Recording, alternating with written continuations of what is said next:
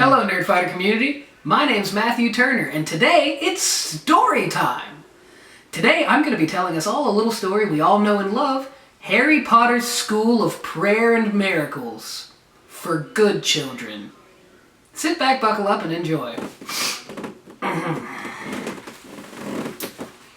Once upon a time, there was a little boy named Harry Potter who lived under the stairs in a house on Privet Drive with his aunt and uncle. He was a good, obedient boy who did all his chores but felt there was something missing in his life. Something big and special, but he could not quite name it. He stayed up every night and wished for this special something. But then one day there was a knock on his door and everything changed. "Answer the door, Harry!" his Aunt Petunia, a career woman, barked from her armchair where she sat with her feet up. She had short, curly blonde hair and never wore any makeup. Uncle Vernon nodded sheepishly from the kitchen and put a tray of moist, chocolatey brownies in the oven. Shouldn't you be doing that, Harry thought, but he was a very obedient little boy, so he answered the door right away. He turned the brass doorknob, pulled open the heavy wooden door, and on the porch was standing a huge, muscular man with a big, manly beard. He was dressed in a plaid red shirt, blue jeans, and sturdy leather boots. His chest was covered in a thick, unruly carpet of coarse brown hair. He wore a necklace that looked to Harry like a lowercase t. Just looking at Hagrid made Harry feel happy, peaceful somehow, but he couldn't say why.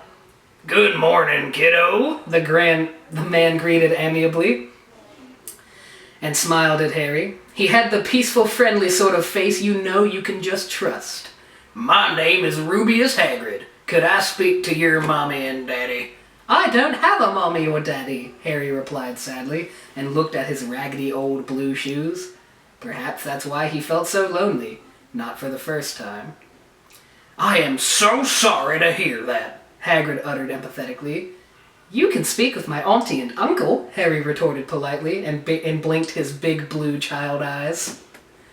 "What do you want?" Aunt Petunia peered out of the door with her narrow, suspicious eyes. She was wearing a baggy, unflattering pantsuit. "Hello, neighbor. I was wondering if you have been saved," Hagrid exclaimed brightly and tipped his wide-brimmed straw cowboy hat. Aunt Petunia gave a gravelly laugh and leaned forward on her sturdy, practical boots. "Saved? Don't tell me you're one of those Christians!" Harry did not know what that word meant, but Hagrid's smile was the most peaceful smile he would ever seen. He wondered why Aunt Petunia and Uncle Vernon did not smile like that. "Yes, I am," Hagrid replied kindly. "Are you?"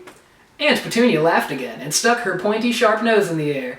"We're too smart for that. Haven't you read Darwin? God is dead. Darwin proved that. Would you like us to educate you on Darwin?" "What is a Christian?" Harry queried innocently and scuffed his shoe on the yellow carpet which had not been vacuumed in months. "Christians are people who want to be good," Hagrid explained wisely and crouched down so he was on eye level with Harry. "We want to go to heaven when we die. Do you know what heaven is, Harry?" Harry shook his head, and his big eyes were wide and curious. "Heaven is a beautiful place where we can meet God." Aunt Petunia smacked her hands over Harry's young ears, and her voice was sickly sweet when she said, "Thank you very much for your concern, sir, but he does not need your religion. He has science and the socialist government and birthdays. Haven't you ever heard of evolution? I have a very good textbook on evolution that I can loan you if you'd like to learn things." Hagrid laughed wisely. "Evolution is a fairy tale. You don't really believe that, do you?" "Of course I do," Aunt Petunia screeched. "Well then, prove it." Aunt Petunia could only stare at him, and her big mouth hung open stupidly.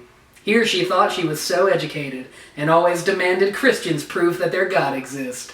But she could not conjure Darwin out of thin air. It was right then that Harry knew who the smart one was. "Tell me how to get to this heaven place," Harry cried wistfully, clapping his hands together. Sometimes the wisdom of little ones is really amazing. We think we grown-ups know it all, but then God speaks through the mouths of children and shows us how we are all mortals struggling on this path of life. Humiliatingly. "All you have to do is be saved.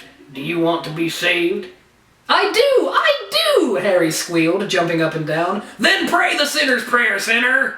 Aunt Petunia tried to stop him, but she was powerless against Harry's pure, innocent, holy energy. Soon, Harry had said the sinner's prayer. Hagrid beamed proudly. You're a Christian now, Harry! Hagrid cried proudly.